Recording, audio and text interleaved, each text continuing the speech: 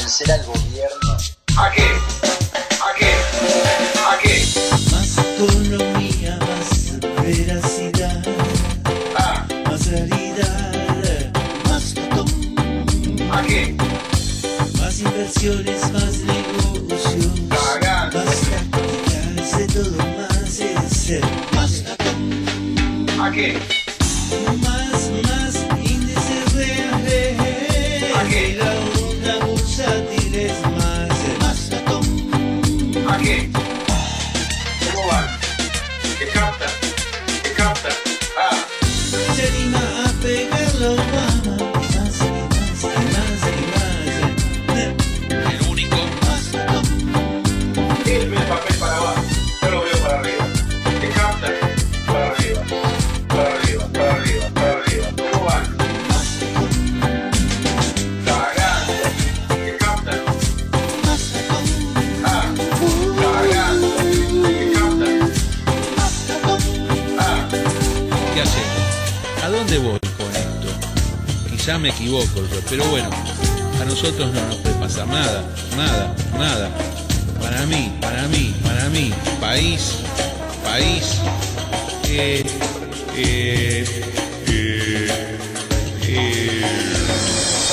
Buenos días a todos amigos, aquí Carlos Maslatón desde los estudios de FM Identidad en Buenos Aires, Argentina. Transmitimos en la frecuencia de los 92.1 megaciclos y también nuestra señal sale difundida por la URL www.fmidentidad.com para aquellos oyentes que están más allá de la línea del horizonte, o sea, más allá de los kilómetros. Tenemos seguidores en muchas partes del país y también en muchas partes del mundo. Uno de ellos, Osvaldo Zampera, nos reclama que hablemos un poco más de economía. Vamos a hablar de economía en el día de hoy. Vamos a iniciar comentando la reunión de los banqueros del sector privado en el día de ayer con el nuevo presidente del Banco Central, Vanoli. Vanoli los convocó y les dijo, está en este momento en la home de Internet de la Nación.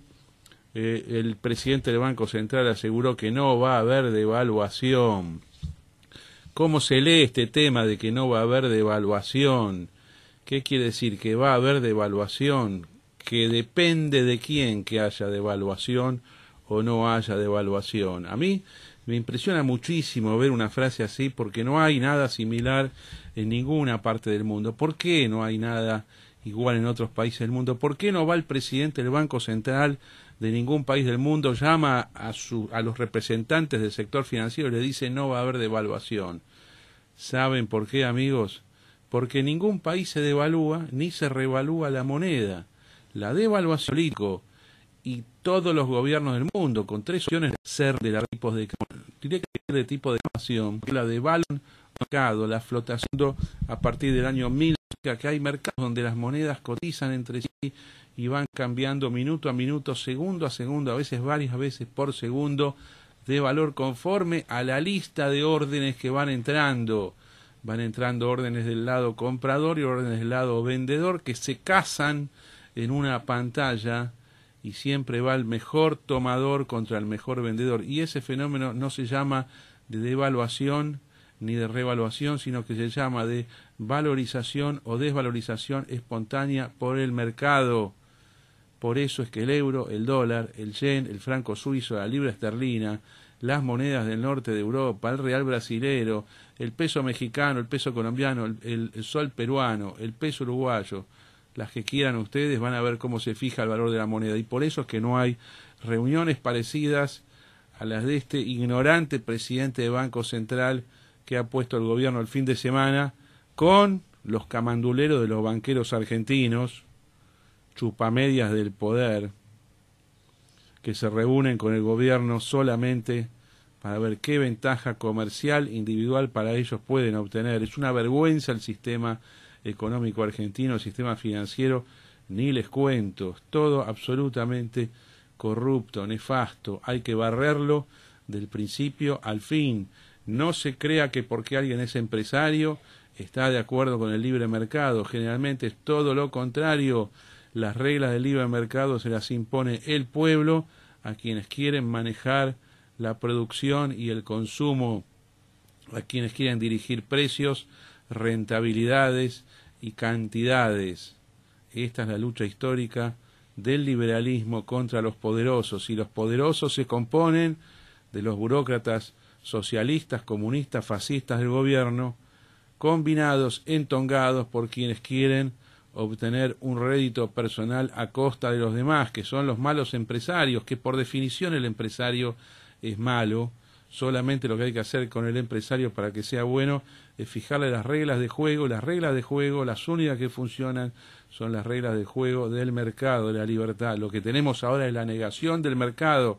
Por eso tenemos este mamarracho del presidente del Banco Central hablando de la devaluación, como si además fuese un tema de él. Señores, el precio real de mercado se va a manifestar, se va a formar afuera justamente de estas maniobras gubernamentales por fijar un precio, porque de hecho si el Banco Central quisiese jugar y quisiese establecer un precio de mercado para su moneda y dijese yo quiero que el dólar se trance a 8.50, a 9, a 10 o a 15 contra el peso argentino, puede decir, el tipo de cambio a partir de mañana es 14, pero lo que tiene que hacer en ese caso es actuar como un jugador más en el mercado, como un ofertante y demandante más, y decir todo lo que me quieran comprar, 14. Ahí sí, hay mercado y, entre comillas, devalúa o revalúa. Pero no podés hacer eso, Vanoli, ni vos, ni tu antecesor, ni el que estuvo antes de tu antecesor, ni Kicillof, ni el gobierno, ni nadie. ¿Por qué?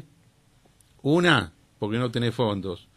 Y otra, porque ni siquiera estás en condiciones intelectuales de comprender cómo funcionan los sistemas monetarios en el mundo. En esto estamos, un presidente del Banco Central ignorante de las cuestiones monetarias. En realidad, los que estuvieron antes, bueno, Fábrega probablemente lo entendía, pero terminó el gobierno. Estudios más que han pasado cosas. Vamos a tener una gran analista de opinión de la política.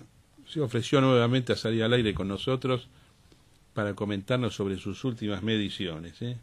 Buen día, Carlos. Para este programa. ¿Cómo andás, Gegenchet? Muy bien, muy bien. Buen día a todos. ¿Viste lo de Morales, Gerardo Morales, el senador de Jujuy? En Jujuy, cerró con Massa. Sí, en Jujuy el Frente Renovador sumó a las fuerzas radicales para tratar de vencer a Fellner, ¿no? Que, dicho sea de paso, es un espacio territorial de Argentina que está hackeado por Milagros Salas, que es una opositora al sistema democrático y republicano de gobierno, claramente opositora. ¿Directamente así lo decís? Sí, sí. Es lo que es decir, trata de cerrar los espacios donde ella tiene el control a través de punteros que ejercen la violencia, que lo hemos visto y lo vivimos permanentemente, hackea permanentemente los poderes públicos, utiliza sistemáticamente el insulto como arma política, y es un problema para cualquier partido que quiera competir por cargos públicos bajo el sistema. ¿Cuánto poder de las tiene leyes? Milagros Sala en Jujuy? El presupuesto que le dan. O sea, son no. 2.000, 3.000 millones de pesos por año. Y nunca vamos a saber bien cuánto es, pero es suficiente como para mantener un verdadero ejército de punteros, ¿no? Y realizar obras que el gobierno debería hacer, porque es el origen de los fondos, viene del gobierno, pero claramente deben querer tener algún tipo de control en esa zona y tercerizan la ejecución de las obras. ¿Y quién las hace? A través de estos grupos, lo cual es una elección ideológica. Ahora, claramente. esto es cierto que es una degradación de la democracia argentina, pero además es un regreso a sistemas precapitalistas, preliberales y de carácter medieval. Parece algo totalmente feudal esto. Es preestatal. Preestatales. Sí, sí. Pero bueno, forma parte de una política de tercerización de la acción social. Es decir, ¿qué son en definitiva estas agrupaciones? ¿Qué es lo que son? Y son grupos de presión contra el presupuesto para la acción social que le sacan dinero al Estado, organizan, digamos, gente para justamente ejercer la violencia en las calles, y la necesidad existe, pero antes la suplía el Estado. O sea, antes el Estado era el que realizaba la acción social, hacía las casas, pero ella... entregaba los alimentos. Pero ¿cómo va a jugar ella, por ejemplo, el 2015? Y lo que necesita ahora es entrar en el sistema.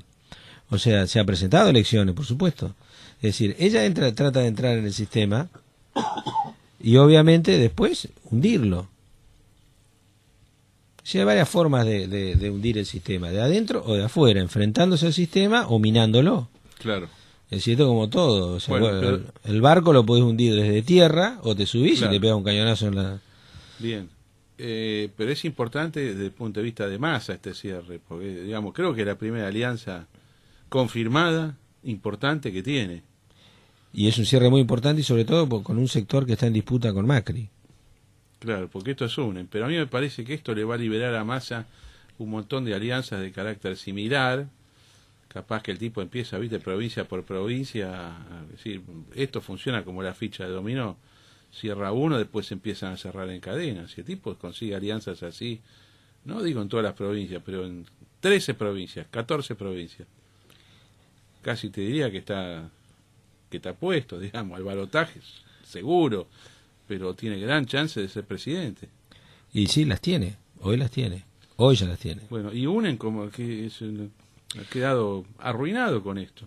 Ya hace tiempo que el radicalismo es un sector vacante. Digamos, ¿vacante de qué? Vacante de candidatos. Y son estructuras mostrencas que existen, pero que no tienen dueño, no tienen quien utilice esa fuerza.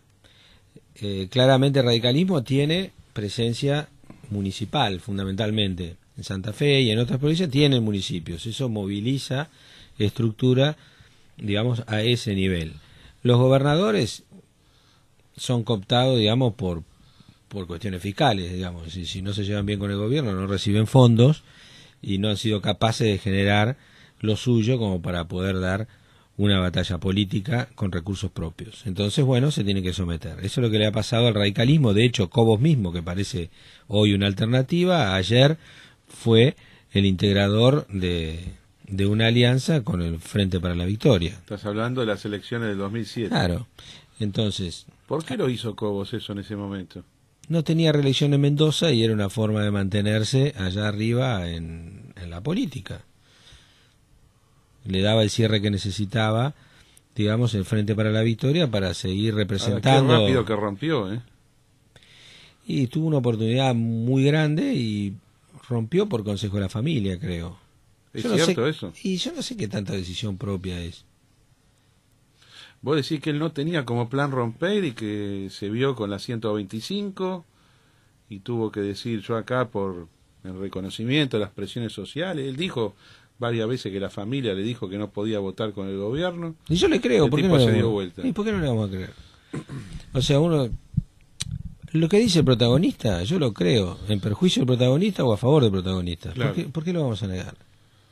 No, Bueno, no porque tenemos en mucha... realidad generalmente los políticos toman las decisiones porque las toman, no Hay mucha no explicación. son influenciables por la familia ni por los amigos. Depende. Vos dijiste los políticos. Claro, este no es político.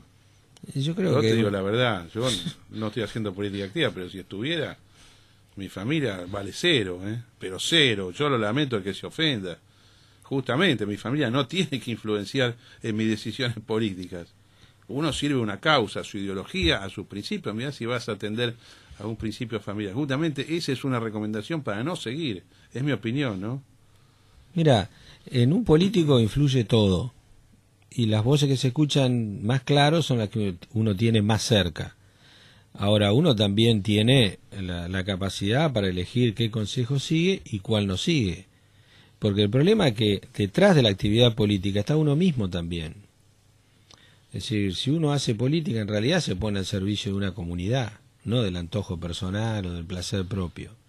Entonces, esa si se quiere, entrega a la acción política vocacional, que debe ser vocacional, porque si no, bueno, no vamos a repasar las razones por las cuales se hace política. Por el dinero que da el poder, por el poder que te da el dinero, para irte de tu casa o por bueno. vocación. Claro. Entonces, para mí la política sana debe ser vocacional, Sí. porque si no, como dijo una famosa serie de televisión, elegiste mal, elegiste el dinero en vez del poder. Sí. Pero lo que sí hay que tener presente es que de todas maneras el candidato o la persona que hace política es un ser humano y tiene sus debilidades y tiene sus fortalezas y sus impredecibilidades. ¿Cómo anda Cobos? Para mí es Nada. una figura secundaria. Secundaria, ¿no? Sí, sí. Lo pongan primero o segundo, ¿Y va a Wiener variar cómo dos. anda? ¿Wiener? También. ¿Y Carrió? ¿Qué te puedo decir? La gente no está comprando una topadora para el 2015. ¿Qué está comprando? Y está comprando a alguien que le solucione los problemas que tiene y que represente de alguna manera un cambio. Mira, si me apurás, yo te diría que lo que hace falta es, por un lado, una mayor habilidad técnica para encarar soluciones a los problemas. Por otro lado, una eficiencia en la gestión para llevarlas adelante. Y todo esto en medio de una sensibilidad social importante, porque hay márgenes de pobreza muy grandes, y además hay que tener paciencia y ser bastante prudente, porque no es que han dejado esto como un vergel, sino que el país está complicado, abriendo cada puerta sale un problema grande que está ahí esperando. Entonces, las personas, esto quizá no lo pueden explicar o no tienen tiempo para ponerse a explicarlo, pero lo perciben. Entonces, a la hora de elegir, buscan quien representa la voluntad de cambio, pero con algunas características que le garantice que no va a ser en realidad una cosa, digamos, que le va a traer más desorden que orden y soluciones. Entonces, esto es un poco lo que se busca en el candidato. Y ahí es donde están las figuras. Entonces, Cobos, por ejemplo, que me lo estaba nombrando recién. ¿Qué capacidad de soluciones o de ejecución eficiente le ves? ¿Qué piensa Cobos? ¿Qué fortaleza? ¿Qué fortalezas le ves?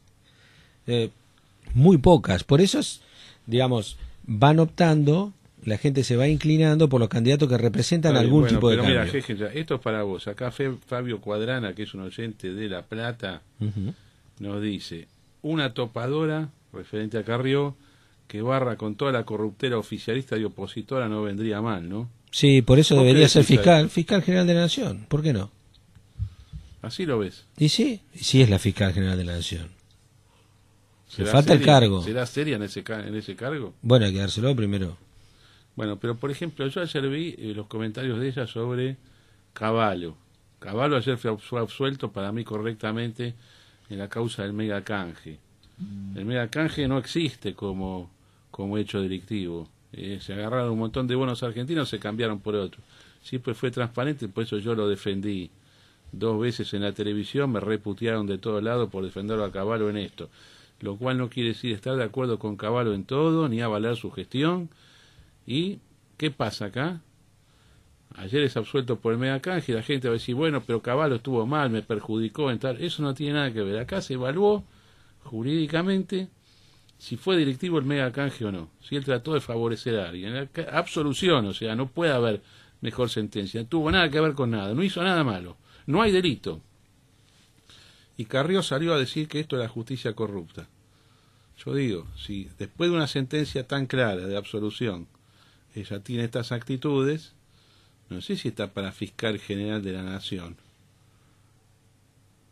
¿Y pero qué tenemos hoy como O el fiscal general? está para eso, para decir cualquier cosa. No No sé, está, pregunto. no, pero ahí lo que pasa es que ahora está con los espacios que le da la política. Si es fiscal general de la Nación, tiene las restricciones propias de las leyes. O sea, ya, es decir, Bueno. a ver, lo que a mí me parece es, su actitud ha sido siempre de levantar el dedo y señalar y señalar y señalar. Denuncia. Denuncia. Y bueno, ese es un rol de fiscal. La política no es justiciable. Lamentablemente es así. Ese es el régimen legal, porque si no, no se puede hacer nada en el gobierno. Claro. Entonces, básicamente, ese es el marco institucional. Carrió, para mí, tiene esa actitud. O sea, frente a la sociedad se para y señala lo que ella cree que está mal, lo que ella cree que está mal. Ahora, ¿qué otra cosa ha hecho? Si yo no sé si entiende bien lo que es el megacanje. No sé si lo yo entendió creo que bien. no tiene conocimiento A del ver, tema. además, ¿qué cuánto ha opinado sobre economía? ¿Qué cuánto ha opinado sobre cómo solucionar los problemas? O sea, decir que la gente... No, si uno es bueno, la cosa sale adelante. Sí, está bien. Yo conozco un montón de gente buena que no soluciona ni sus problemas personales. El Papa dice lo mismo. Bueno, pero está bien, pero no tiene responsabilidades ejecutivas. O sea, yo estoy de acuerdo El Papa con... es un jefe de Estado, jefe Sí, de Estado sí, Vaticano. Está bien, es una ciudad chiquitita. No, Bueno, pero no es jefe de Estado no es del ciudad mundo. chiquitita. Bueno, está bien. Es pero- una ciudad chiquitita Está con bien. representantes Sí, en todos los países del mundo. está perfecto. No pero- es chico el Vaticano. Está bien, pero no tiene ejército, no mueve la economía mundial. O sea, es una fuerza moral y cumple su función Bueno, diciendo lo que cree que está pero es bien. muy poderoso. Sí, sí, es muy Yo poderoso. no soy, ojo, yo no soy de los poderosos que se dice quemar el Vaticano, todo lo contrario, me parece correcto que sea poderoso. Pero es un jefe de Estado. Sí, es un jefe de Estado Bien. y que cumple un rol. ¿Cuál es? Llamar Habla, pero habla mucho. mucho. Y habla de economía también. Habla de todo, habla de hasta dónde podés ganar plata y después inmoral o no. Bien. Y bueno, pero está bien, cumple un rol. Está perfecto. Bueno, Carrió dice que las cosas se arreglan si la gente es buena. Y nosotros decimos, a ver si estamos en lo correcto y si coincidimos, que las cosas se arreglan cuando la gente es buena, pero además tiene la política correcta. Por supuesto. Si es bueno y tenés mala política, no sirve. Sí. Es más, es mucho mejor alguien que haga la política correcta y que sea chorro, que alguien que no sea chorro y que haga la política Sí, incorrecta. si podemos agarrar recursos fiscales, mejor. Digamos, sí. No. Yo creo que un boludo es mucho peor que un chorro, ¿eh? No, El bueno. daño económico que le causa al país. Muy, un boludo peroni- es, muy, es muy muchísimo peronista peor. tu frase. Bueno, a mí no me importa. Es lo que yo dije toda la vida. ¿Cómo es que decía? Se lo digo, es para los que se ofendan. ¿Cómo era la frase exacta esa? No me acuerdo, no sé. Que era, una persona puede ser buena o mala. Ahora el boludo no se arregla más. ¿Cómo es? No se arregla, No se claro. arregla. Es decir, si vos impones una política económica de las características del kirchnerismo, sin afano, vamos a suponer que sin afano, lo que pasa es que el kirchnerismo Y hace hace todo el menos daño daño. y además afano. Hace menos Es decir, daño. tiene toda la combinación perfecta. El tema es cuánto beneficio le sacás para la comunidad a una onda buena, digamos, como la que tuvo Argentina. Entonces, ¿cuál es la comparación que hace quienes estuvieron en el gobierno? Mirá cómo estaba en el 2001 y mirá cómo estás ahora, pero esa no es la comparación. Es decir, porque si no yo soy alto también, me comparo, No. digamos, con cualquier enano y listo. La comparación, ¿sabés que debería La ser? comparación es mirar el dinero que recaudamos y mirar lo que logramos en todo Es caso. que te Y lo digo tampoco... más por fecha. La comparación debería ser comparar 1997 con el 2011. Esto es lo que tenés que comparar. Lo mejor contra lo mejor. Y, Lo mejor del menemismo contra lo mejor del kirchnerismo. y Y además, la historia no está terminada, jeje, chat. No, Esto no. es para el amigo Zampela que me pide que hable de economía.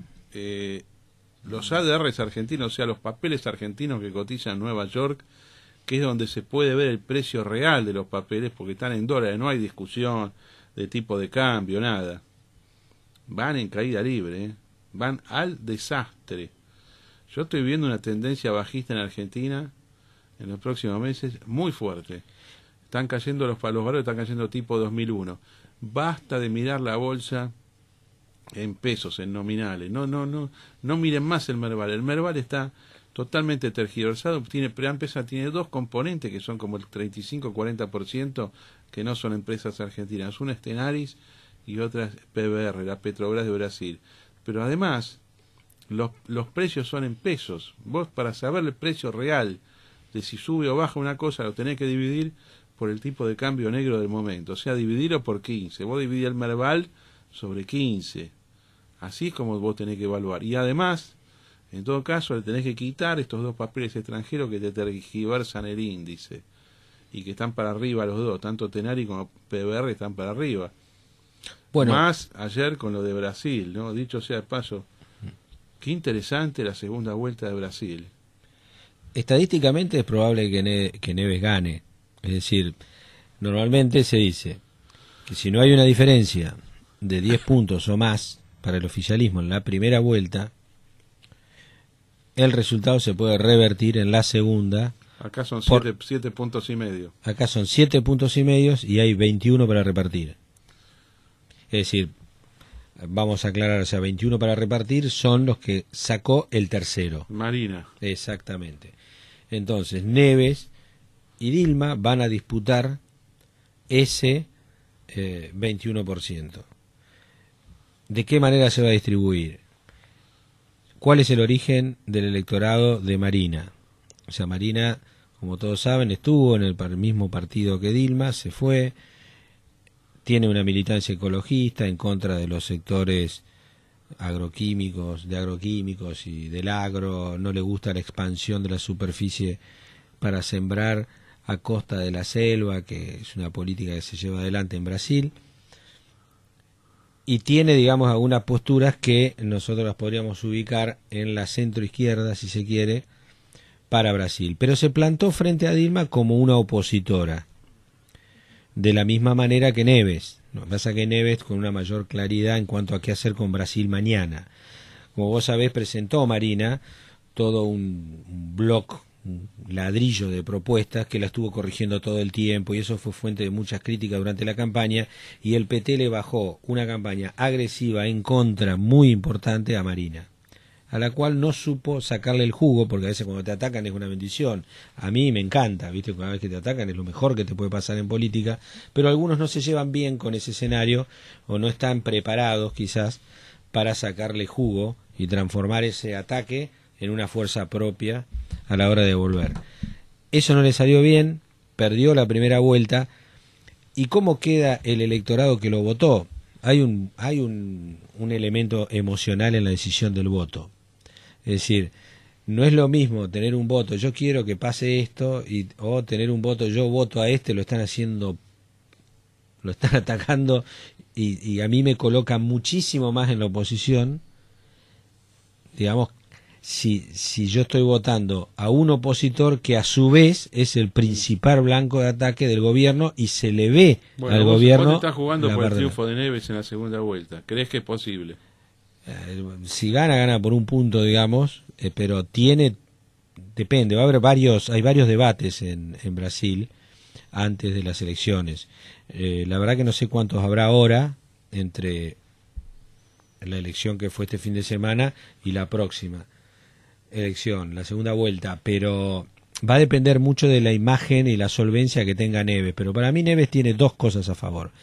Primero, que tiene una experiencia de gestión en el estado de Minas Gerais, en 2 oportunidades, tuvo la reelección, sacó, para que nos demos una idea, Perón acá en el cuando vino la tercera vuelta sacó 62 prácticamente. Sí. Bueno, este sacó más. ¿Más que eso? Y sí, sacó 62 y Chirola, creo.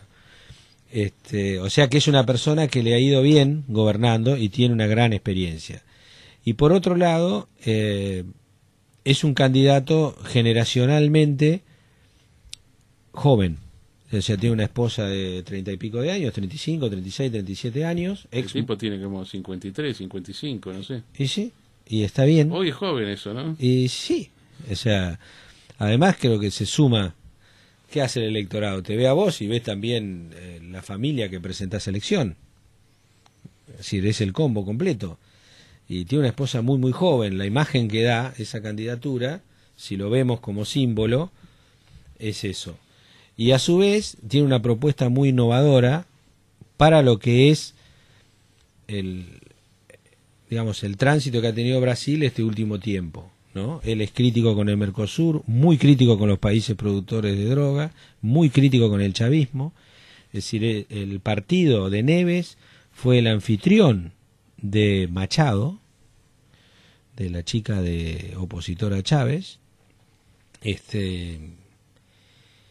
Y bueno, todo esto ya nos habla también de los efectos que puede tener Argentina, en donde si gana Neves va a haber una negociación mucho más fuerte en el comercio bilateral y una visión de cómo se debe determinar ese comercio diferente. Pero para bien. Para bien para Argentina, seguro. Mira, si es más realista en términos de mercado va a ser para bien. Sí, no. ¿Viste? Yo creo que Brasil, que tuvo un enorme crecimiento entre el 2002 y el 2008, yo siempre hablo mucho de bolsa, ¿no? Pero para dar una idea de lo que significó la subida de esos 6 años de Brasil, la bolsa multiplicó sus principales valores 50 veces, pero no 50%, 50 veces. No valía nada y se fue a la estratosfera. Después, obviamente, vino la corrección hasta todos estos años y se despedazó. Esto es como siempre, empieza por un tema natural del mercado, por una corrección, pero después los gobiernos empiezan a hacer macanas. Y el PT brasilero cometió un error tras otro, ya durante el final de Lula, pero mucho peor con Dilma Rousseff, que resultó un fracaso. A mí no me gusta Dilma. Yo espero que gane Neves y que se permita reconstituir el Mercosur para bien, que se permita una mayor integración con Argentina. Argentina gana en la integración con Brasil, no gana con enfrentamiento. Bueno, y lo que vos dijiste de María Corina Machado, ni hablar, ¿no? O sea, un Brasil enemigo del chavismo venezolano es una cosa distinta de un Brasil cómplice del chavismo venezolano. Telesur se le decir que hubo fraude. Telesur dijo que hubo fraude. Sí. ¿Serio? No, pero lo que es muy gracioso es lo siguiente, es decir, bueno, el reparto del voto se imaginan cómo es, o sea, los estados más industrializados tuvieron un gran apoyo a Neves y los sectores mucho más pauperizados de Brasil, que no son pocos, viste, bueno, normalmente nosotros conocemos el circuito turístico, pero ha habido un gran crecimiento de la clase media que explica de alguna manera el voto de Neves, pero también existe un sector que todavía está muy muy lejos de la dinámica de crecimiento de Brasil, que hoy día está planchado, o sea, no es que estemos en una subida en Brasil, y que esto apoyó a Dilma, todo ese sector.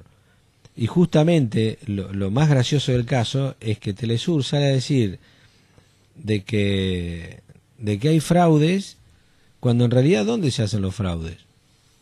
¿Qué va a hacer un fraude? Acá en Capital Federal va a ser fraude. Puede ser algunas mesas por ahí que hace Sí, fraude. pero No es tan fácil, ¿viste? Brasil no es un país de fraude electoral, la verdad, históricamente. Ni tampoco de cambios bruscos. Sí, O sea, es un país mucho más, si se quiere, que tiene cambios más suaves. sí. Tiene ¿no? lo que se llama política de Estado. Sí, Las la entidades tiene. permanentes del Estado.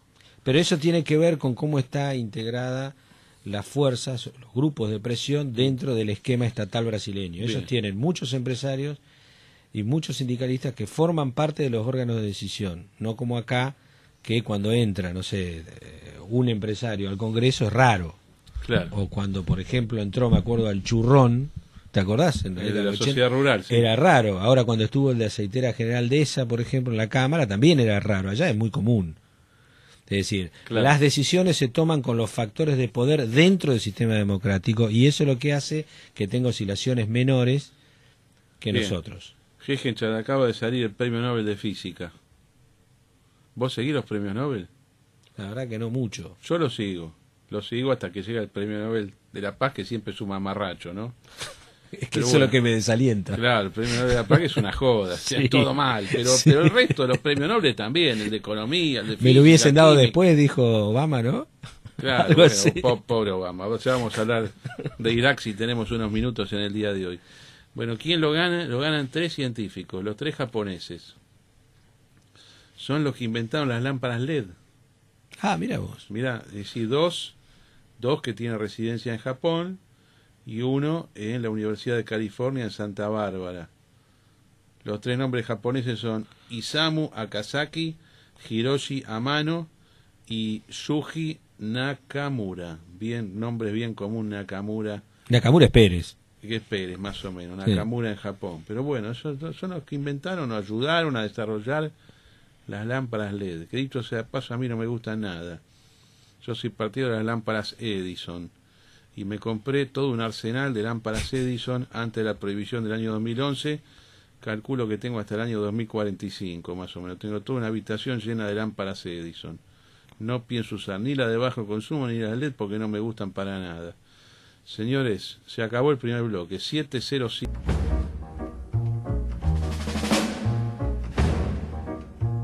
Más latón, tenemos menos conciencia social que una colonia de marsopas. El poder nos tiene de tontos y cuenta con que generemos y mantengamos mercados paralelos en los que ellos mismos nos venden a precios sobrevaluados las mercaderías que prohíben. Y como somos rápidos para generar estos mercados alternativos y tenemos mucha experiencia en arreglarnos con las arbitrariedades, ya ni nos sorprendemos como debiéramos por el hecho de que el gobierno viole hasta el espíritu de las leyes, juegue con los recursos y nos prohíba ejercer libremente nuestras actividades.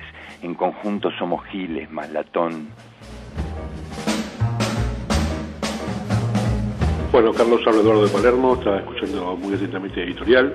Con respecto a las elecciones de Brasil, yo creo que se anticipa un cambio también para las elecciones de Argentina. Yo creo que va a haber un cambio, modificaciones en bloques regionales en cuanto a las orientaciones de los de los gobiernos, ¿no? Los que van a asumir. No, por ahí esto anticipa que el peronismo fue en Argentina y por ahí es una nueva fuerza, puede ser el macrismo. Bueno, abrazo, viejo, que tengan un buen día, Eduardo. Hola, mi nombre es Juan.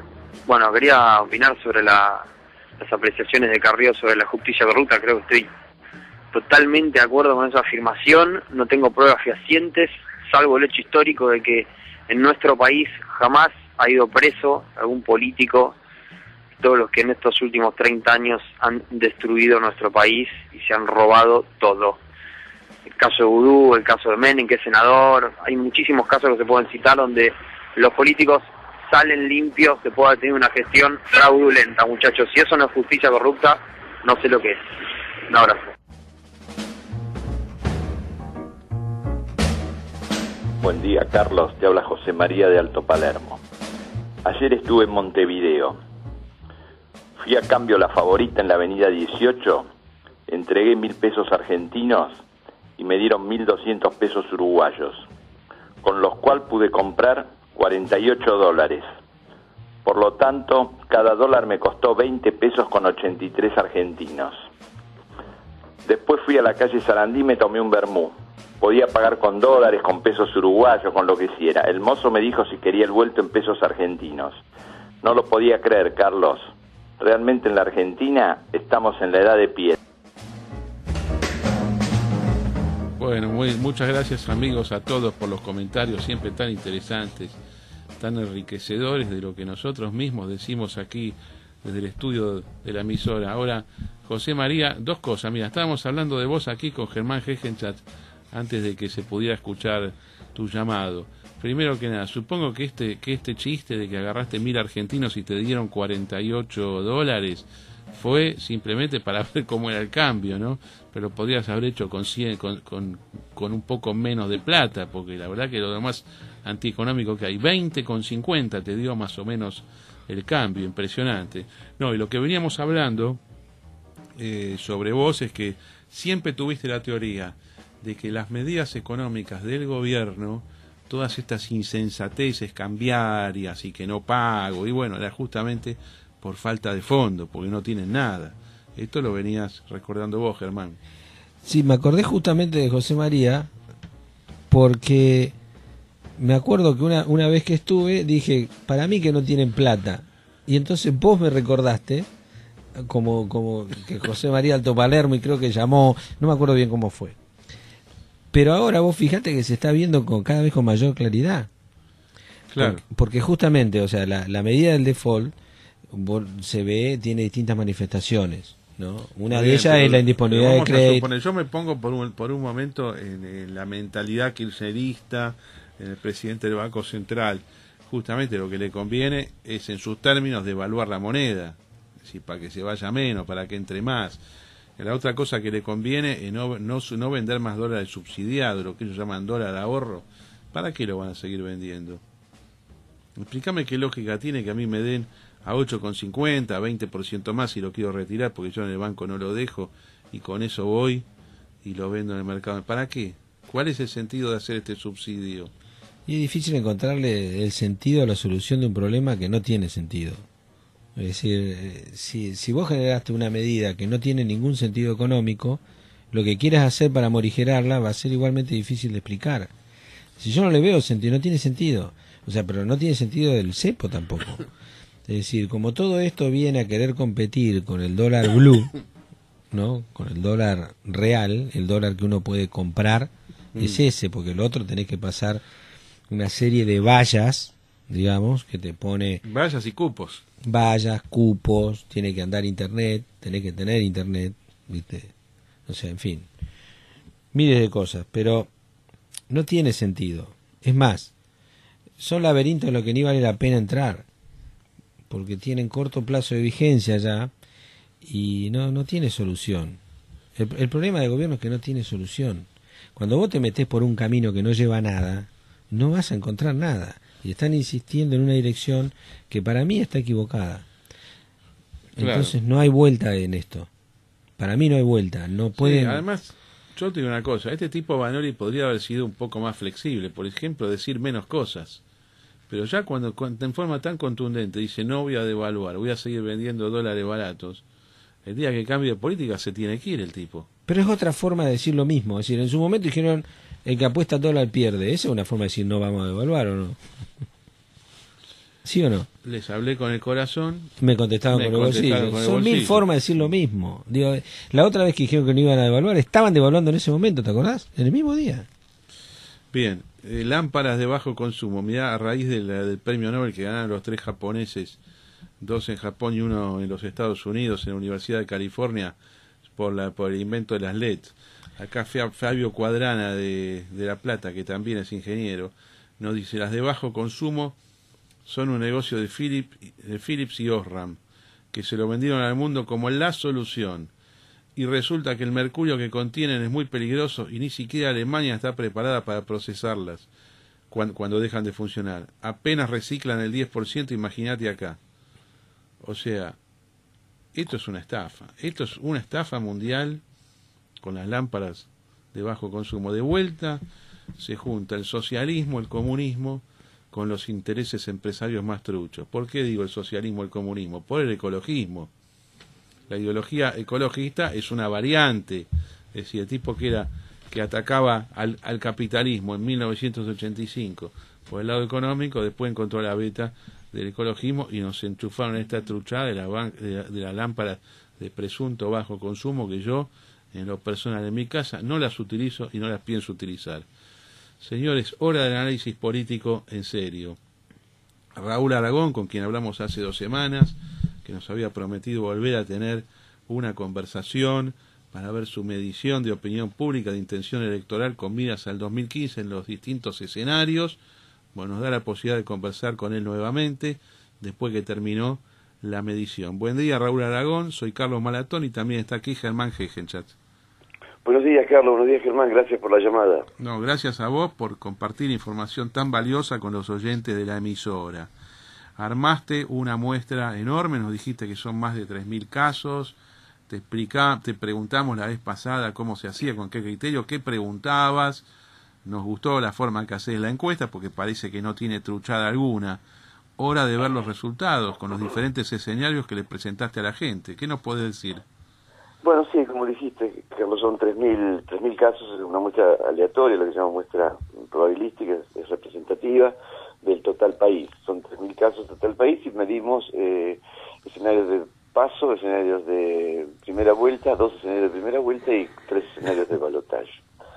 En escenarios de paso, lo que esta vez incluimos fue una repregunta a aquellos que nos decían que, a la pregunta de por quién votaría, respondían que votarían por Daniel Scioli. A estos les repreguntamos, bien, si usted me dice que votar por Daniel Scioli, pero si Daniel Scioli se fuese del Frente para la Victoria a otro partido, ¿usted igual lo votaría? Y de los 16 puntos que registra en las elecciones de paso, de primarias, pierde 8, o sea, pierde la mitad. Hay en la mitad 8 puntos nacionales que dicen, no, si él se va del Frente para la Victoria, no lo voto. Queda con 8. Pero a los otros, al otro 84% que nos había dicho que votarían por cualquier otra cosa, o que no sabían por quién votar todavía, o que votarían en blanco, les repreguntamos, bien, usted me dijo que votaría por otro candidato, o que no sabe por quién votar, o que votaría en blanco. Pero si Daniel Scioli se fuese del Frente para la Victoria, en vez de votar este que usted nos mencionó, ¿usted cambiaría su voto a favor de Daniel Scioli? Y de esos, el 16% dijo, sí, votaría a Daniel Scioli si él se va para del Frente para la Victoria. Con lo cual, yéndose del Frente para la Victoria, Daniel Scioli pasaría de 16 puntos a 24 puntos, ¿no? 8 de que se lleva... Eso para las PASO. Para las PASO. O sea que, Raúl, la cosa que me está diciendo, que si ahora, por ejemplo, a fin de año, no sé, Scioli dijera, no estoy mal con el gobierno, porque no va, la política no me gusta, y va solo, prácticamente estaría primero en las PASO. Prácticamente no, estaría primero en las PASO. Porque en ese escenario de paso lo que registramos también es Sergio Massa primero con 22 puntos. Pero siéndose Scioli de las PASO, siéndose Scioli del Frente para la Victoria, tendría 24. Porque esos 16 puntos que sumaría a los 8 que se lleva, son 16 puntos que le roba un poquito a cada uno de los otros candidatos también. Con lo cual también está claro de que hay 16% de electores que votarían a Scioli, pero no lo votarían si está en el Frente para la Victoria. Es decir, que cuando ellos dicen voy a votar por Macri, por Massa, por quien sea, o que no sé, en realidad esa es su segunda elección, porque la primera no la pueden hacer, ¿no? Es el second choice, como dicen los americanos, ¿no? Y eso es un dato muy interesante. Lo que ocurre también es que es una pregunta absolutamente hipotética. Yo no creo que Scioli se pueda ir del Frente para la Victoria y sobrevivir, digamos. Ahora, ¿qué capacidad Scioli para haber estado todos estos años con el kirchnerismo, haber sido vicepresidente de la Nación, 2 veces candidato oficialista en la provincia y no quedar quemado con el kirchnerismo, ¿no? Esto realmente es un milagro. Es una proeza, es una proeza. Nosotros hace 4 meses más o menos, en el proceso te cuesta este estudio de 3.000 casos, lo hacemos periódicamente cada 50, 45, 60 días, ¿no?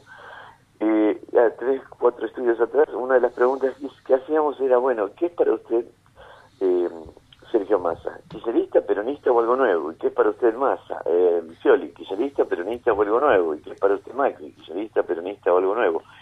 Y Scioli nos daba dividido por tercios, solamente un 30, 33% decía es kirchnerista. Claro. O sea, es impresionante, ¿no? Sí, porque hace, o sea, Scioli está visto por un tercio de los potenciales votantes como kirchnerista, otro tercio como no kirchnerista, otro tercio como peronista clásico, digamos, y otro tercio como que es una cosa distinta. Sí, como algo nuevo, algo que no se puede encuadrar en ninguna de las dos categorías, ni kirchnerista ni peronista, es algo distinto. Y esta misma pregunta me decís que la hiciste sobre Massa. Sí, la hicimos sobre Massa y sobre Massa. ¿Y qué da? Bueno, insisto, esto tiene varios meses, no es el estudio que estamos hablando ahora, ¿no? Pero en el caso de Massa le da 60% algo nuevo, 15% kirchnerista y un poquito de no sabe, no contesta, y 10 o 12% de peronista. Bueno, esto también es habilidad política, Raúl, la verdad fascinante Massa. Sí, porque impresionante. Él fue gabinete, fue ¿no? Intendente kirchnerista. En el caso de Macri, es más curioso, el caso de Macri es casi 50 y pico, no quiero mentir, pero 52, 53% no sabe. O sea, no lo pueden ubicar en ninguna categoría. Qué increíble. ¿Y eso será bueno o malo políticamente que no te puedan clasificar? Buena pregunta, ¿no? No sé, creo que no es del todo bueno, pero el hecho de que no te puedan clasificar, si el voto fuera ideológico, es bueno que no te puedan clasificar, porque solamente podrías aspirar a aquellos que votan desde esa posición ideológica. Pero el voto no es ideológico en estas elecciones, ideológico barra partidario, digo. Claro. Nadie vota porque es peronista, porque es socialista o porque es radical o lo que sea, ¿no? Esta pregunta también la hicimos dos estudios atrás, a los que nos decían, bueno, me mencionaré de paso, ¿por quién va a votar? Por X candidato. ¿Y por qué lo va a votar? Los que nos decían que lo va a votar porque es por una cuestión ideológica, por ejemplo, ¿por quién va a votar por Cobos, no? Es decir, ¿por qué vota por Cobos? Bueno, voto por Cobos porque es radical. Bueno, o voto por Scioli porque es peronista, o voto por Scioli porque es la continuación del modelo, o voto por Massa porque es algo nuevo. Los que votaban por razones ideológicas no suman el 10%. El resto, cuando uno pregunta por qué va a votar, como pregunta abierta, sin ofrecerle una categoría de respuestas, si la respuesta es espontánea, la mayoría se refiere a atributos o bien de gestión, es capaz, es eficiente, gobernó bien, hizo buena gestión, o atributos de personalidad, es honesto, me gusta, me cae bien, le creo, ¿no? Claro. Es decir, solamente hay entre 7 y 10% que vota por razones ideológicas barra político-ideológicas. Raúl. Se terminó el voto cautivo, no hay más voto cautivo. Raúl, de acuerdo a lo que hablamos la otra vez, y si yo no interpreto mal los números que has obtenido en este nuevo trabajo, el kirchnerismo duro es bastante poco, porque digamos... Mira, se lo deben, los votos se lo deben mucho más a Scioli que... por supuesto. Sí. El kirchnerismo puro y duro es 8%, 9% total país. Lo que ocurre es que de electores, ¿no? Si vos calculás el 9% de 27 millones, es una cantidad importante, son como 2,5 millones. Y lo que hay que decir es que es una fuerza que cada vez está más organizada. Vos podés no adherir ideológicamente o políticamente a la cámpora, pero cada vez tiene más grado de organización, no más tamaño, más grado de organización. Y muy pocos partidos, muy pocas fuerzas políticas, yo diría que ninguna puede hoy decir que tiene ese grado de organización. Ni de financiamiento. ¿Cómo? Ni de Y de financiamiento, sí. Okay. Sí, y de financiamiento. Por eso parecería ser que hay posicionamientos no solamente en los cargos públicos de planta permanente, de elementos de la cámpora, sino también que hay operaciones de compra de empresas que permitirían financiarse desde el llano, ¿no? Porque después hay que financiar todo eso en el llano, ¿no? ¿Compra de empresas Ahora, con fondos públicos de o todas maneras, con hay- ahorros ¿Perdón? privados? ¿Perdón?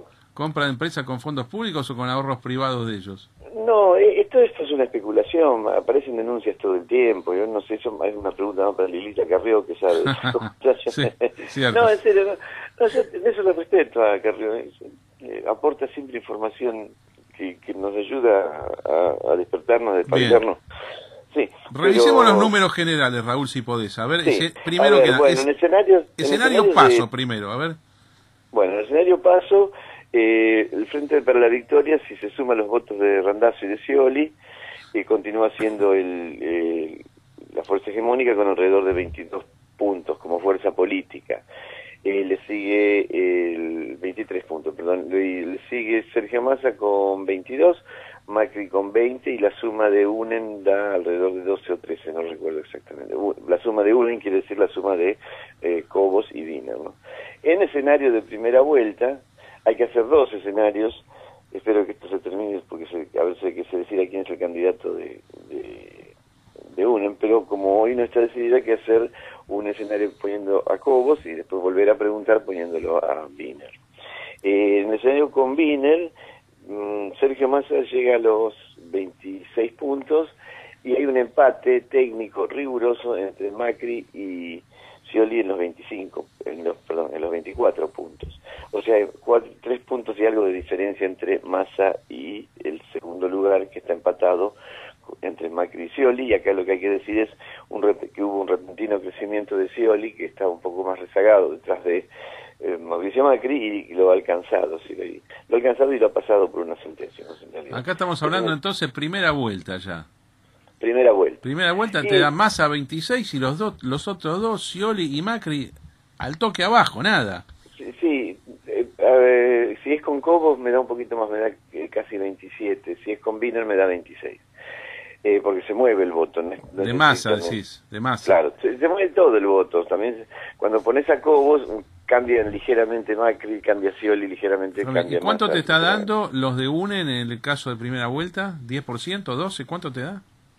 En caso de primera vuelta, UNEN nos está dando con Cobos, con Wiener 13 puntos, con Cobos 12 y décimos, pero no me acuerdo de las décimas. Sí, pero menos de un punto de diferencia entre la performance de Cobos y la de Wiener. Están bastante atrás, es un cuarto lugar sólido, digamos así. Claro. Hay un 15% de indecisos, y en el caso del escenario con Wiener es lo mismo, pero una diferencia, es decir, todo baja un poquito, Wiener le saca a todos los otros, Massa queda en 26 y Macri y Scioli quedan en 23. Claro. Bueno, siempre esto hay indica... de puntos de diferencia, casi 4 de Esto diferencia. indica que vamos a tener sí o sí la segunda vuelta electoral en la historia argentina. Sí, la primera vuelta, segunda vuelta electoral presidencial, porque recordemos que tuvimos una en la ciudad de Buenos Aires. Sí, tuvimos varias veces. Sí. Ahora lo curioso, Raúl, es que la suma que haces entre Scioli y Randazzo da lo mismo que sacaron en la primera vuelta en el 2003. Claro, sí. Después de 12 años. Sí, después de 12 años sacan lo mismo. Bueno, no sé si está bien o está mal eso, ¿no? No, es curioso, Ahora, me llama la atención. No, bueno, él había fundamentado, Raúl Aragón, la conversación de hace 2 semanas, había fundamentado esto en una parte, 4 o 5% voto ideológico, que más bien tiende a venir de la izquierda, y el otro es todo el conjunto de personas que se armaron un grupo, una cantidad distinta de subsidios compuestos que le mejoraron objetivamente su nivel de vida, o por lo menos creen eso, ¿no? ¿Es verdad? Sí, bueno, está bien, hay un porcentaje ideológico, un porcentaje que realmente siente claro que le han beneficiado, y bueno, esto hay que respetarlo. Esto ¿no? es así. Está bien. Lo que la gente piensa, lo piensa, no hay, Lo aunque piensa, no ya tenga está, razón, ¿no? ¿no? Esa es la democracia. Claro. Y después en escenarios de balotaje es muy A interesante. ver En los eso. dos escenarios, bueno, tanto como frente a Macri como frente a Scioli gana Massa. Massa gana. Macri a su vez le gana a Scioli. Perdón, sí, le gana a Scioli, pero por muy poco. Habría empate técnico entre Massa y Scioli A ver, en segunda vuelta. Si la segunda vuelta van Massa y Scioli, gana Massa. Massa y Scioli gana Massa. Si la segunda vuelta Pero va gana, Massa y gana, Macri- pero eso cuánto es un 60-40 o es un 45-50? No, es mucho más ajustado. No recuerdo los números. Todo es pero menos de 10 ajustado, puntos. bien. Sí, menos de... No, en el caso de Massa Scioli creo que hay alrededor de 10 puntos de diferencia. Bien. Proyectando indecisos ahí. Pero 10 puntos significa 55-45. Claro, a eso me refiero. Bien. Sí, porque lo que pasa es que lo que pierde se duplica, ¿no? Cuando Claro. pasas un punto, restas un... ¿Y Macri después qué está- pasaría? ¿Un Macri-Massa qué pasa ahí? También gana Massa, pero con una diferencia un poco más ajustada, pero igual gana. Igual Más gana. ajustada todavía. Sí, bueno, 10 puntos no es ajustado, no, la verdad. Claro. De todas maneras, lo que es muy interesante y lo que lo explica, primero que el voto del que se queda fuera no acompaña al adversario de Massa, se divide. Es decir, el voto Scioli en el escenario Massa-Macri va más para Massa que para Macri. Y en el voto Macri en el escenario Massa-Scioli va más para Massa que para Scioli. Claro. Y si proyectás, mirás cómo votan los electores de primera vuelta en los escenarios de balotaje, o sea, mirás cómo vota Cobos y Wiener y el resto en escenarios de primera vuelta, cómo votan en escenarios de balotaje, es curioso porque el voto Wiener en el escenario Macri-Massa va más para Massa que para Macri. Y el voto Cobos, en cambio, no. El voto Cobos se divide por la mitad. Claro, Mitad bueno, para también, Raúl, ¿Cómo? gran novedad, no es una novedad porque ya había varios que lo venían diciendo, el crecimiento de Macri es notable, ¿eh? Sí, esto también, y quizás el dato, otro de los datos interesantes de la encuesta, que confirma el crecimiento constante, lento, pero constante de Macri. Viene subiendo 0,5, 0,8, 1,1, Claro. periódicamente, mes a mes, cada 50 días. ¿Y cómo un hizo punto. para subir tanto? Bueno, esto es especulativo, ¿no?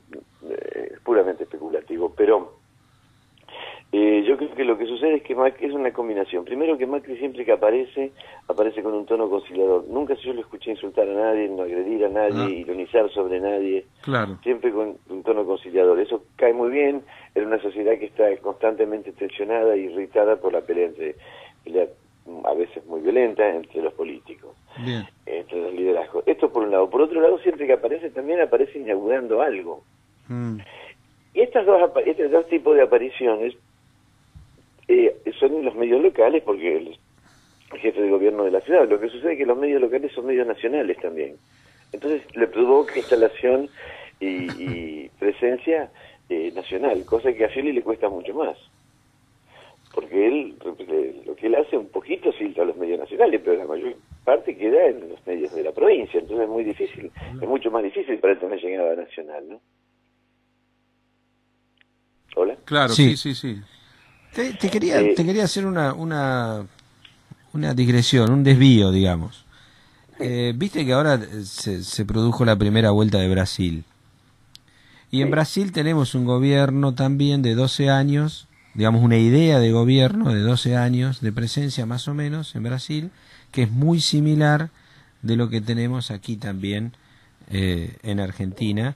Y hay un resultado electoral que también deja más o menos un porcentaje vacante superior al 20%, que es más o menos el escenario de balotaje que tenemos acá. Nada más que, obviamente, el oficialismo, como tiene reelección, digamos, tiene otro guarismo, digamos. Y las posturas también son bastante distintas, digamos, en este caso Neves también representa un cambio, o sea, de alguna manera hay una presencia de la voluntad de cambio en la elección. ¿Vos creés que existe algún tipo de posibilidad de arrastre de un resultado de Brasil en los ánimos de Argentina? Si Dilma pierde, por ejemplo, que esto es aritméticamente probable. Sí. No creo. Puede haber alguna agitacioncita mediática acá, pero eso puede durar 3 días. Y además, pensá que estamos a un año de la elección. Dentro de un año no vamos a acordar, nosotros, el público en general va a tener muy poco registro de lo que sucedió un año atrás en Brasil, en las elecciones de Brasil. No creo que tenga ningún efecto finalmente en el resultado electoral, ¿no? Okay. Perfecto. ¿Vos crees que hay alguna posibilidad de que Macri continúe el ascenso y en un momento lo sobrepase a Massa? ¿Es posible eso? Dado que están tan cerca, ¿no? Es posible, pero no tengo, digamos, una cosa es que sea posible, otra cosa es que sea probable, ¿no? Es posible, pero no sé si es probable, porque yo tengo una sospecha, esto es puramente una sospecha, de que a donde está Macri ahora ha alcanzado su techo. Si bien todavía hay 15% de indecisos en cualquier escenario de primera vuelta, claro, yo creo que creo que Macri ha alcanzado su techo. Puedo estar equivocado, lo vamos a saber. Y el armado de aparato que él trata de hacer finalmente, lo que no pudo hacer en 2011, lo que no pudo hacer bien en 2013 en la provincia de Buenos Aires, que ahora uno ve que su partido lo está intentando realmente mostrarse en las principales provincias de todas. ¿Aún eso para vos tiene techo desde el punto de vista del armado de aparato, o el armado de aparato no siempre necesariamente después genera mayor cantidad de votos? No, el armado de aparato, como decís vos, no genera necesariamente mayor cantidad de votos, lo que genera es fiscalización. Bien. Y es absolutamente necesaria una fiscalización. No sé si tiene techo, hay mucho por capturar todavía, hay mucho por capturar. Lo de Sanz yo lo interpreto de otra manera. Sanz se larga ahora porque él en realidad tiene muy baja intención de voto, pero tiene un pedazo del aparato radical. Se larga ahora como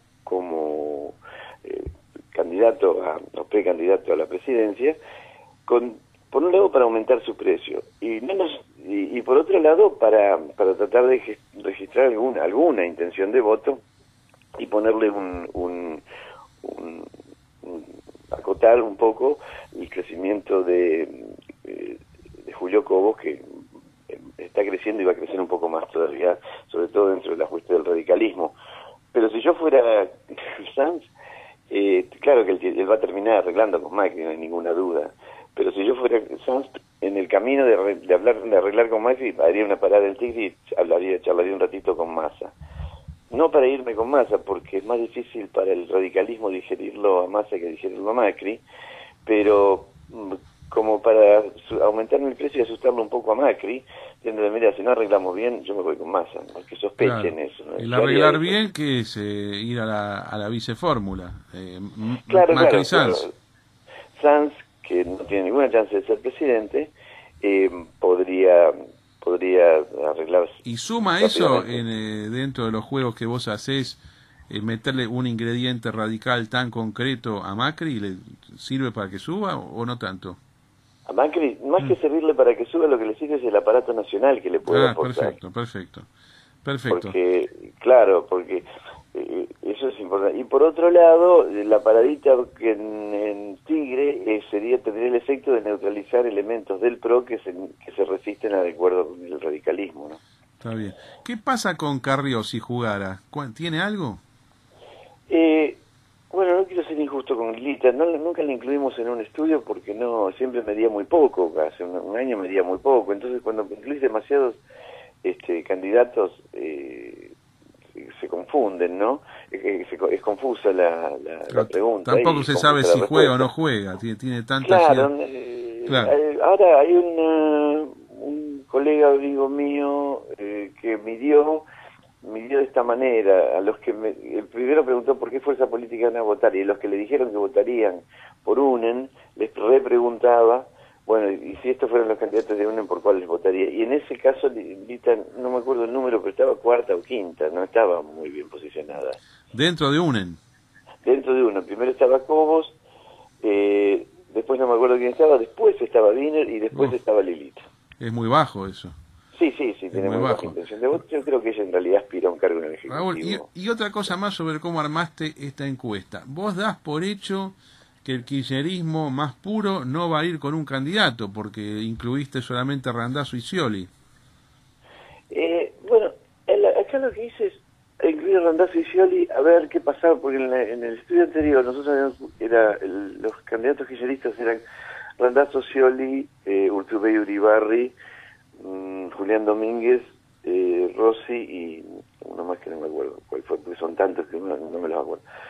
Y todos tenían 0,1, 0,7, 1,3, ¿no? Todos un salpicadito. Y lo que quise ver es dónde iba ese voto, si lo sacaba a todos, si se conservaba y quedaba más o menos dentro del Frente para la Victoria, por lo menos como número. Y sí, queda dentro del Frente para la Victoria y se lleva un puntito y medio se lleva Randazzo, y otros 2 puntitos y algo se lleva Scioli. Ese voto queda dentro del Frente para la Victoria. Raúl, El Frente para la Victoria es 22, 23 puntos nacionales y sigue siendo. Raúl, entonces, ¿se puede decir de alguna manera de que unas PASO con competencia en la fórmula presidente dentro del Frente para la Victoria gana Scioli cómodamente? Sí, gana Scioli cómodamente en una relación 2-1 con Randazzo, pero no nos olvidemos que Randazzo no ha empezado formalmente su campaña. En cambio Scioli un poco de camino tiene hecho. Hay que ver qué pasa cuando Randazzo formalice su candidatura, que yo creo que no la va a formalizar hasta el año que viene. ¿Y qué pasa si en la fórmula están Scioli con Randazzo? Sé que no lo has medido, pero tu intuición, ¿cuál es? Bueno, es una suposición interesante. Si Scioli y Randazzo creo que mejoraría significativamente las posibilidades de la fórmula de Frente para la Victoria, ¿no? Significativamente, sí. Si es Scioli Máximo, creo... Bueno, si es Scioli Máximo, creo que Scioli renuncia, no creo. Directamente, claro. Sí. Y bueno, ustedes vieron esa última medición de Julio Aurelio, creo que fue. ¿Qué dio? Julio Aurelio, que midió esto, tiene 6% de intención de voto, ¿no? Claro, el kirchnerismo duro que vos decís, prácticamente. Sí, es el kirchnerismo duro que da vuelta por un lado para otro, pero no es y tiene un nivel de rechazo altísimo, creo que superaba el 65%. Claro. Y a su vez, de acuerdo a lo que has dicho, Raúl, me da la impresión que para vos el techo del oficialismo se ubica en el 24-25%. Bueno, en primera vuelta sí, pero también el techo de los otros dos anda por ahí. Ese es el ¿no? tema. Cuando uno dice tiene solo 24 o 25 el oficialismo, los demás no tienen más. No, por eso. Ese es el gran problema de Argentina. Está bien, pero la acumulación ahora, es el tema después, ¿no? Sí, claro, hay dos problemas. Dos condiciones. Uno es que hay 15% de indecisos. Y lo otro es que Cobos todavía no lanzó formalmente su candidatura y no se sabe si va a ser Cobos Wiener o Cobos X y Wiener se va a quedar en Santa Fe. No se sabe esto. Es decir, lo que estamos midiendo es un escenario incompleto, es un escenario incierto. Entonces, es un poco arriesgado decir todo esto. Yo siempre digo lo mismo, miren, esta es la foto de hoy, pero de acá a un año no puede pasar cualquier cosa, no solamente porque puede haber reacomodamientos, sino porque imprevistos, ¿no? Es decir, ustedes conocen la teoría del cisne negro, ¿no? Conocer los cisnes negros. Del libanés, sí. Sí, en Argentina hay una bandada de cisnes negros dando vueltas por arriba del país. Bueno, o sea que podemos decir que uno, aterrizan todos, ¿eh? O sea que podemos decir que las estrategias están definidas, pero las sorpresas están pendientes. Muy bueno, me gustó eso, sí, las sorpresas Raúl, están pendientes. Hablando de cisnes negros, yo te digo, se viene gran deterioro económico en los próximos meses, pero grande, de los grandes. Una combinación de elementos de 1989 o 1975 con elementos del año 2001. Juguemos con esto. Bueno. ¿Ahí qué pasa? Bueno. ¿Mantiene tanto todavía el Frente para la Victoria o se tiene que deteriorar inevitablemente? No, lo que pasa es que si vos combinás el rodigazo con la hiperinflación, con el corralito de caballo todo junto... No, un poco de cada uno, dije, no todo junto, no, porque si no es una bomba atómica, ¿no? Claro, un poco de cada uno. Viene la plaga, viene el ébola, nos tiran una bomba atómica y además un terremoto escala 11, qué sé yo. La verdad que, claro, todos juntos, ¿no? Por favor. No, está bien. Estamos simplemente viendo los efectos electorales de algo que podría llegar a ocurrir. Yo no quiero que suceda, pero te digo, ¿qué pasa ahí? Sí, por supuesto. ¿Cambia todo esto? Sí, absolutamente, absolutamente. Cualquiera de esas tres cosas que sucedan, o una combinación de un poquito de cada una de esas cosas, ese escenario es inanalizable a esta Claro. distancia. Es como que hay que borrar el pizarrón. Rompe sistema político. Empezar de nuevo, eso, uno... claro. Yo, miren, les digo les doy un ejemplo, esto sí es real. Yo hablo con las segundas líneas de todas las candidaturas presidenciales y en algunos casos con los mismos candidatos. Y a todos últimamente les vengo haciendo una pregunta. Bueno, muchachos, ustedes saben que está larvada o potencial un posible estallido social en diciembre, porque ya es como que se instaló culturalmente el saqueo de diciembre, ¿no? Claro. Y si ese saqueo se va de las manos, se convierte en una verdadera eclosión social, ¿cuál es el posicionamiento de ustedes frente a eso? No se lo pregunto al oficialismo solamente, se lo pregunto a todas. Nadie me sabe responder. ¿Y qué van a decir? Nadie, ¿Qué claro, van a decir? eso es lo Van a que le hacer pregunto, ¿qué van a van a hacer un decir llamado a frente la eso? calma. ¿Qué van a hacer? ¿Qué otra cosa pueden Nada. Y claro. Bueno, no. Habría una posibilidad, deberían analizar la posibilidad de utilizarlo estratégicamente para sus candidaturas. Es decir, claro, pero es jaque mate, porque si ellos dicen antes, viene estallido social, los acusan de instalarlo. Claro, es cierto. ¿Entendés? Porque la única forma de capitalizarlo que tendrían sería decir, viene estallido social, y cuando viene el estallido social, decir, yo les avisé. Tenés razón. Algo de esto hace Lilita Carrió con otras cosas, ¿no? Sí, Con este el viejo estilo de Álvaro Alzogaray también. Claro. Que bueno, servía, pero para la capital federal y para un 6% nacional. Así que ahora, cuando vos me preguntas, con una cosa que es menor, que es un estallido social, no es lo mismo que una mega devaluación, una hiperinflación, etcétera. Pero ante eso no hay respuesta de parte de ninguno de los, no hay posibilidad de posicionamiento de parte de ninguno de los candidatos.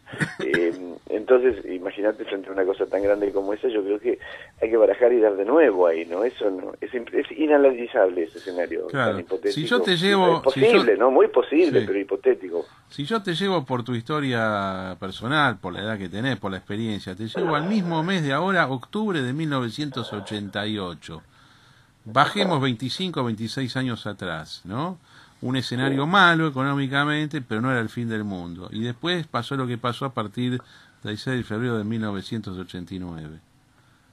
Es decir, si vamos al 88, nada de lo que pasó después era previsible en ese momento. No, nada era previsible y en el 2003 tampoco nada era previsible. Nada de lo que pasó Claro, después. porque si nos vamos, qué sé yo, a marzo del 2001, vos decís Claro. que en diciembre se termina como se termina, es imposible, es decir, parece un delirante el que dice una cosa así. Y en mayo del 2003 asume un gobernador desconocido de la provincia con menor población del país. Claro, exactamente. Era imprevisible. Y en el 88 Menem era un monito tití simpático de que, claro, ¿no? Y en diciembre del 89 tenía la suma del poder, por decirlo de alguna forma. Ahora lo último, Aragón, última pregunta de Germán Gegenstadt. Otro dato que veo que sale de este trabajo tuyo es que si le sacamos la foto y lo llevamos al año que viene, es imposible gobernar sin hacer alguna coalición con alguna fuerza, de acuerdo a cómo va a quedar compuesto el Congreso. Claro. Absolutamente. Con un país difícil, además. Con un país difícil. Y además con una bancada que se desmadra y se reconfigura, porque el peronismo, hoy kirchnerista, se va a reconfigurar detrás de otra de las figuras del peronismo, sea Scioli, sea Massa, y algo se iría con Macri, si es Macri, vaya a saber, porque es muy compleja ese análisis realmente es realmente imposible. Claro. El bloque de senadores justicialistas, kirchneristas hoy, es un bloque que le faltan 3 votos para tener mayor quórum propio y siempre negocia algo y los tiene. Pero ese bloque, terminado el kirchnerismo en el poder, no es más kirchnerista, va a pasar cualquier otra cosa con ese bloque. Se mueve. Sí, se mueve, claro, se mueve, ¿no? Hay que ver cómo Claro. que Ahora, Raúl, va la a ser gente... un gobierno que va a necesitar Sí. conversar mucho el próximo gobierno. La gente se olvida que el Congreso se conforma cuando coincide la elección parlamentaria con la elección presidencial por el resultado de la primera vuelta, Sí. no por la segunda. Exactamente. Con lo cual Sí, acá sí. tenés estos 3/3 que vos tan perfectamente has identificado, ¿no? Sí. Entonces tenés Yo claramente creo que- atomización de bloques parlamentarios, que después juegan, como vos decís, ¿no? Porque es un barajar y dar de nuevo. Sí, se reconfiguran los bloques, en fin, Claro. pasa de todo, pero el próximo presidente, sea quien sea, va a tener que dialogar y mucho con la Bien. oposición, si no, no va a tener tránsito parlamentario, o tendrá que recurrir a los decretos de necesidad y urgencia, ¿no? Claro, DNU. Raúl Aragón, felicitaciones por la calidad de la exposición Muchas y muchas gracias por compartirlo con nosotros.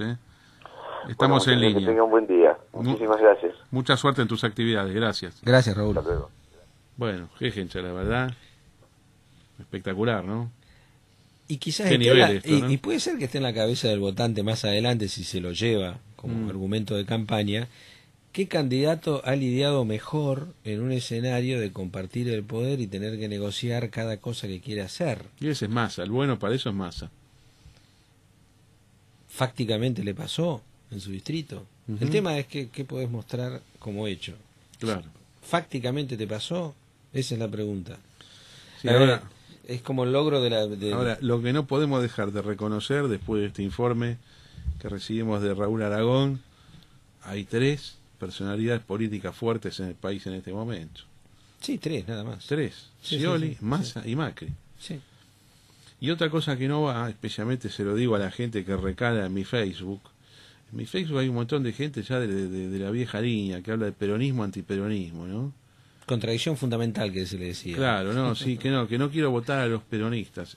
No sé si recordás la primera parte del informe de Aragón, cuando dice, en realidad referente a una encuesta previa de él, cómo se lo visualiza a Massa, a Scioli y a Macri. Ah, sí, Peronista, no impresionante. peronista, Sí, y no sí. tiene nada que ver. La gente no es que vea al general Perón atrás de Massa, no ve a Evita atrás de Massa, ni de Scioli ni de Macri, menos. O sea que el tema peronismo, antiperonismo no es asunto que se debata para el año que viene. No pasa por ahí la cosa. No pasa y artificialmente se lo ha querido reconstruir, me parece. Por el odio al kirchnerismo. Claro, Pero cuando le preguntás a la gente cómo ve a estos tipos, no asimila eso. los ven como políticos del siglo XXI. Sí, sí, totalmente. No relacionado con un pasado argentino que algunos quieren volver y otros no quieren volver. ¿Es Mira, así? a mí me da esperanza un tema. Vos fíjate que si vos te pones a ver las provocaciones que tenés, o los errores, o como quieras interpretarlo, digamos, pese a esto, los candidatos siguen trabajando cómo van a solucionar esto. Mientras ven cómo le va empeorando el escenario que van a recibir, van viendo a ver cómo lo van a solucionar. Y en realidad es como que no centran su atención en el chico que hace lío para llamar la atención. Esto habla de cierta madurez también, ¿viste? Donde si hay un problema de coyuntura, bueno, te larga una propuesta, pero en realidad no lo toman como una cosa terminal que todo explota, o sea, no aportan combustible a los problemas que hay.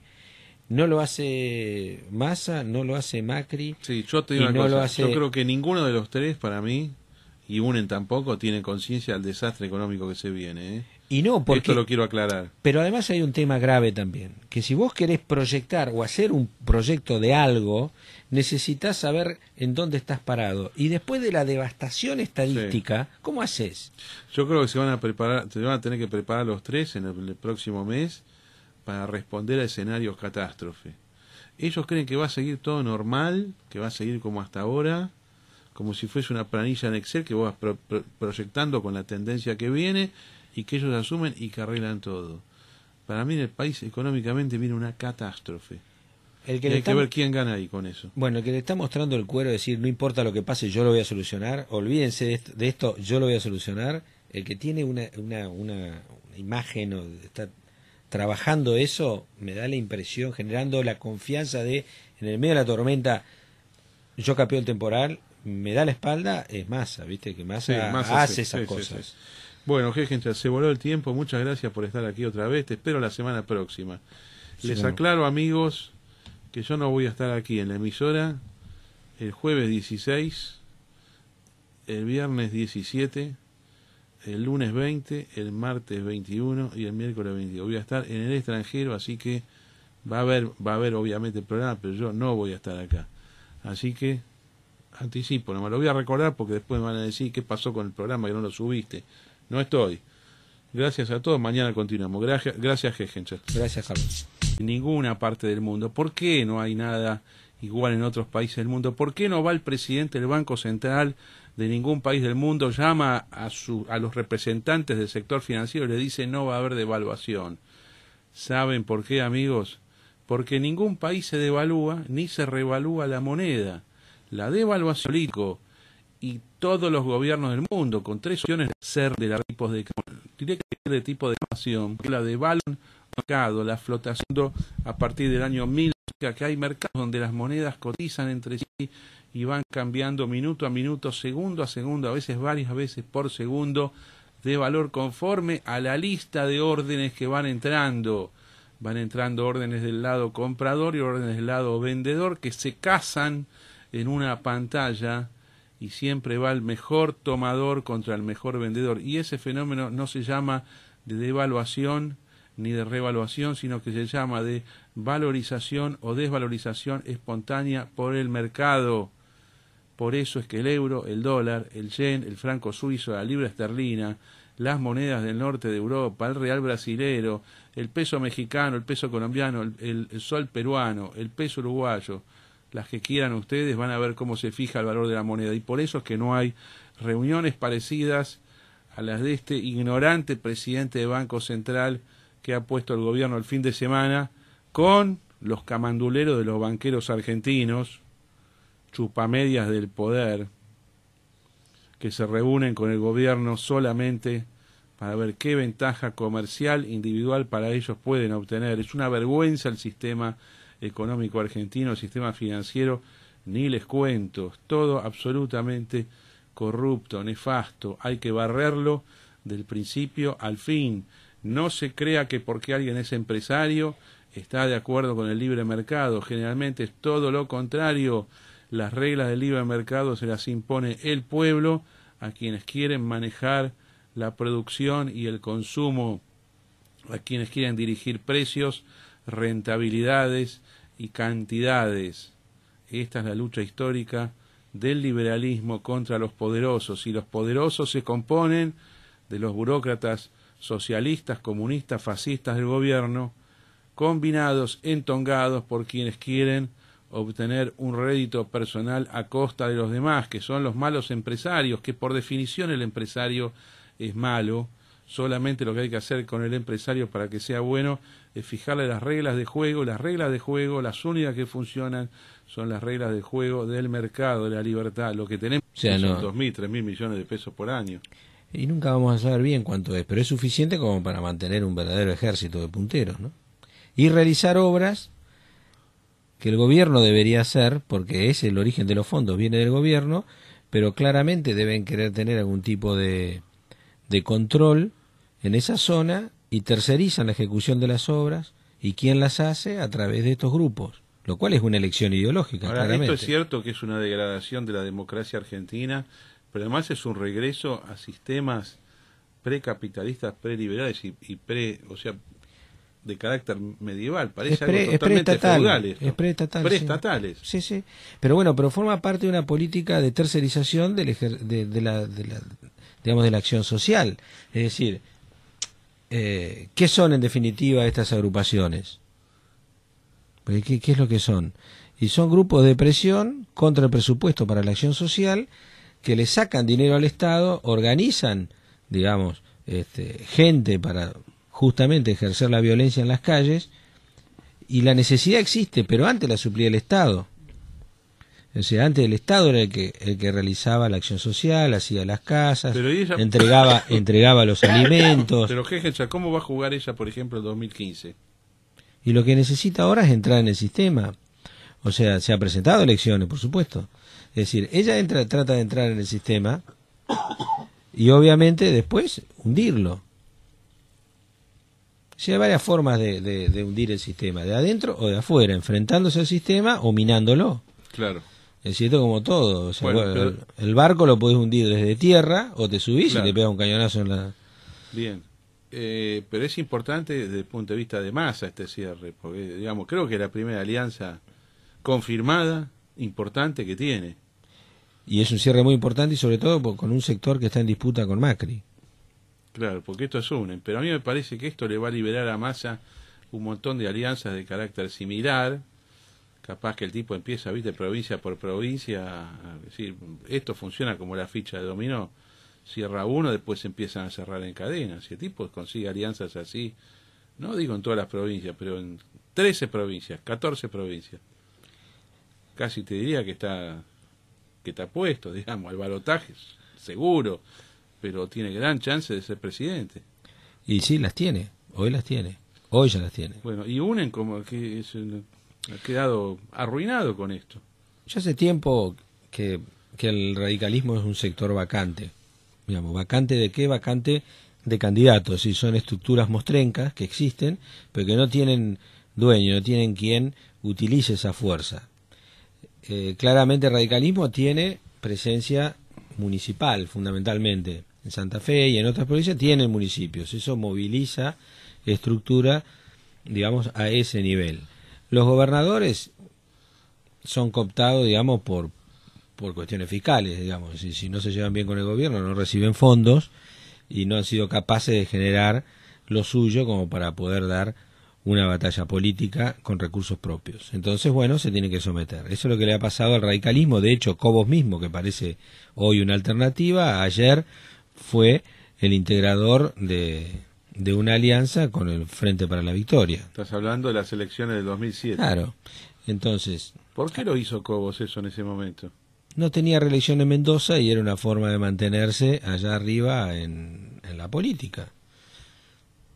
Le daba el cierre que necesitaba, digamos, el Frente para la Victoria para seguir representando. Qué rápido que rompió, ¿eh? Y tuvo una oportunidad muy grande y rompió por consejo de la familia, creo. ¿Es cierto eso? Y yo no sé qué tanta decisión propia es. Vos decís que él no tenía como plan romper y que se vio con la 125 y tuvo que decir yo acá por el reconocimiento de las presiones sociales. Él dijo varias veces que la familia le dijo que no podía votar con el gobierno. Y yo le creo, ¿por qué no se dio vuelta? ¿Y por qué no le vamos a creer? O sea, lo que dice el protagonista, yo lo creo, en perjuicio del protagonista o a favor del protagonista. Claro. ¿Por qué lo vamos a negar? No Bueno, tenemos mucha. En realidad, generalmente los políticos toman las decisiones porque las toman, no son influenciables por la familia ni por los amigos. Depende. Vos dijiste los políticos. Claro, este no es político. Yo creo que te digo la verdad, yo no estoy haciendo política activa, pero si estuviera, mi familia vale cero, pero cero. Yo lo lamento el que se ofenda. Justamente, mi familia no tiene que influenciar en mis decisiones políticas.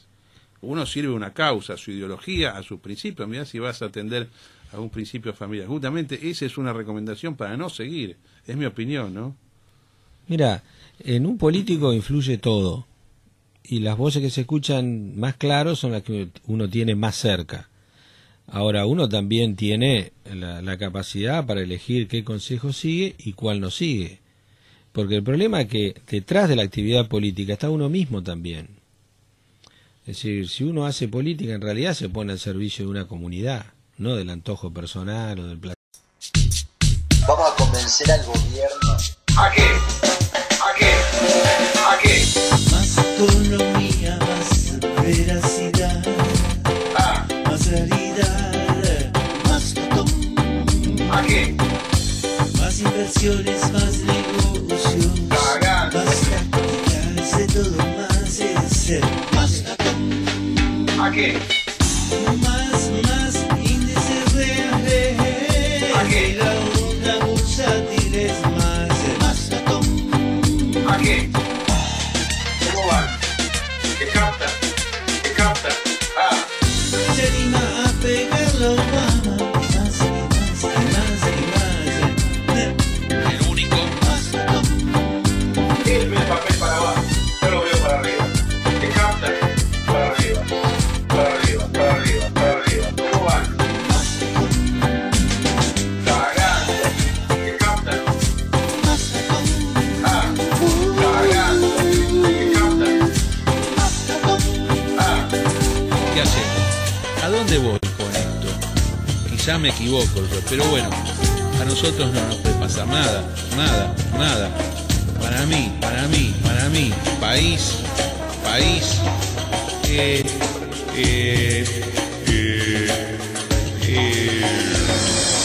Buenos días a todos amigos, aquí Carlos Maslatón desde los estudios de FM Identidad en Buenos Aires, Argentina. Transmitimos en la frecuencia de los 92.1 megaciclos y también nuestra señal sale difundida por la URL www.fmidentidad.com para aquellos oyentes que están más allá de la línea del horizonte, o sea, más allá de los kilómetros. Tenemos seguidores en muchas partes del país y también en muchas partes del mundo. Uno de ellos, Osvaldo Zampera, nos reclama que hablemos un poco más de economía. Vamos a hablar de economía en el día de hoy. Vamos a iniciar comentando la reunión de los banqueros del sector privado en el día de ayer con el nuevo presidente del Banco Central, Vanoli. Vanoli los convocó y les dijo, está en este momento en la home de Internet de la Nación, el presidente del Banco Central aseguró que no va a haber devaluación. ¿Cómo se lee este tema de que no va a haber devaluación? ¿Qué quiere decir? Que va a haber devaluación, que depende de quién que haya devaluación o no haya devaluación. A mí me impresiona muchísimo ver una frase así porque no hay nada similar. Tenemos ahora la negación del mercado, por eso tenemos este mamarracho del presidente del Banco Central hablando de la devaluación como si además fuese un tema de él.